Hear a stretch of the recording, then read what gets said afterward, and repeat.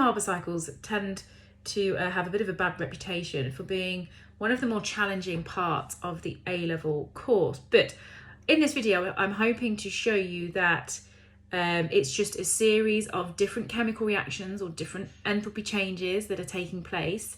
And all we do is we take those chemical reactions and we just put them into one big enthalpy cycle. So hopefully after this video, you'll understand it a little bit more. Now, Born-Haber cycles then are an enthalpy cycle that are used to measure the lattice enthalpy of an ionic compound. And they tend to take this general structure just here. Now, each arrow represents a different chemical reaction that's taking place. And each of these different chemical reactions will have their own enthalpy change. And you need to learn the order of these chemical reactions or the order of these chemical equations, and I'm just going to talk you through that very, very briefly now. So I'm going to start in the bottom left-hand corner, and the arrow that's pointing downwards is actually formation. So this arrow here in a Born-Haber cycle is always enthalpy change of formation. And we can see then at the bottom of the cycle, we've got the ionic compound. So sodium chloride, magnesium chloride, sodium oxide, whatever the ionic compound is, the formula of that compound will go at the bottom of the Hess cycle, the enthalpy cycle. So formation, you're basically forming the compound from its elements. So on this line here, you will basically have the elements in their standard states according to the definition of formation. And what we're doing then, instead of writing this chemical reaction going from left to right, as you would normally see on a piece of paper, all we're doing is we're just writing it downwards. So the reactants in this case are the elements in their standard states, and the product is the ionic compound. So this chemical reaction is going downwards as according to the arrow.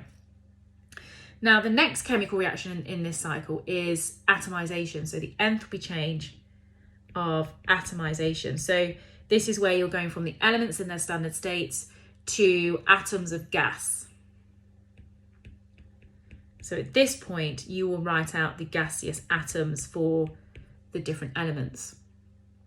Once we've formed the gaseous atoms, we can then do ionization energy and electron affinity in that order.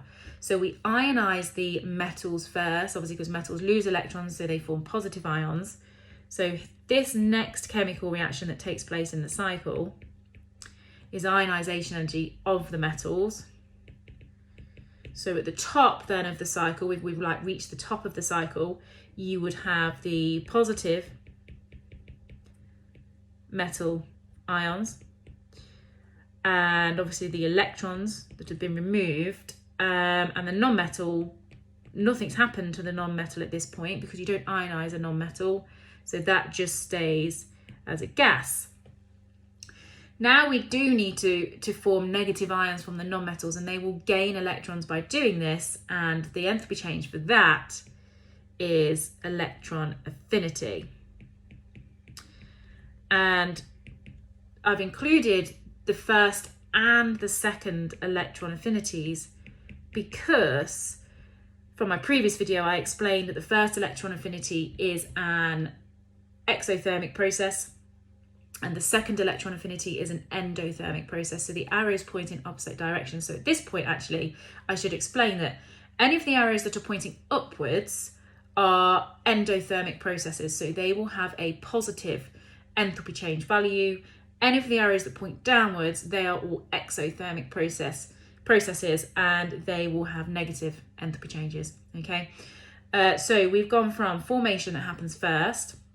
The next part is atomization, followed by ionization energy, followed by electron affinity. And the final stage of this enthalpy cycle to tie it all together is this arrow down here, which represents lattice enthalpy. And lattice enthalpy then is the formation of an ionic compound from the ions in a gaseous state.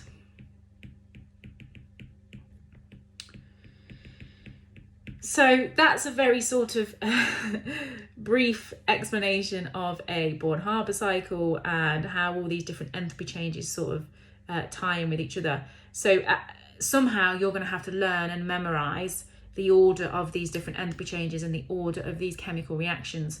Some of my students like to use this little abbreviation, so fail, but with an E. Obviously, we don't want you to fail your exam. But so we've got formation, atomization, ionization, electron affinity, and lattice enthalpy. So some people like to use that to help them learn and memorize. So let's apply this to a specific example. Actually, before we do that, obviously the question would then ask you to calculate lattice enthalpy or calculate one of the other enthalpy changes. And the easiest way to do this is to learn this equation here. So to work out the formation of the compound, in this case, you would basically just add all of the other enthalpies together. So in other words, to work out formation, you would take atomization, you would add it to the ionization energy, you'd add it to the electron affinity, you would add it to the lattice enthalpy, and that would allow you to work out the formation. 9 times out of 10, though, it will ask for lattice enthalpy, and we'll have to rearrange that equation, but we'll look at that now in this example. So the example we're going to look at is sodium chloride. And just first of all, based on what I've just talked about, I'm going to label the arrows so that I know what process is happening at each stage. So we start with, remember, formation. We then have atomization. Now there's 2 elements that we need to atomize. So I've got to write it out twice, and you'll see why in a second. Then we have ionization energy of the metal. In this case, it's going to be sodium.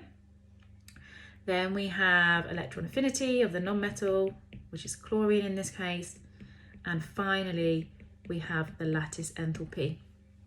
You can see then in the middle of the Hess cycle, the enthalpy cycle, we have got the values of each enthalpy change, and I might just pop those in as well. So we can see that the electron affinity of chlorine is -346. Ionization energy is +496. Atomization of chlorine is +121. Sodium is +108.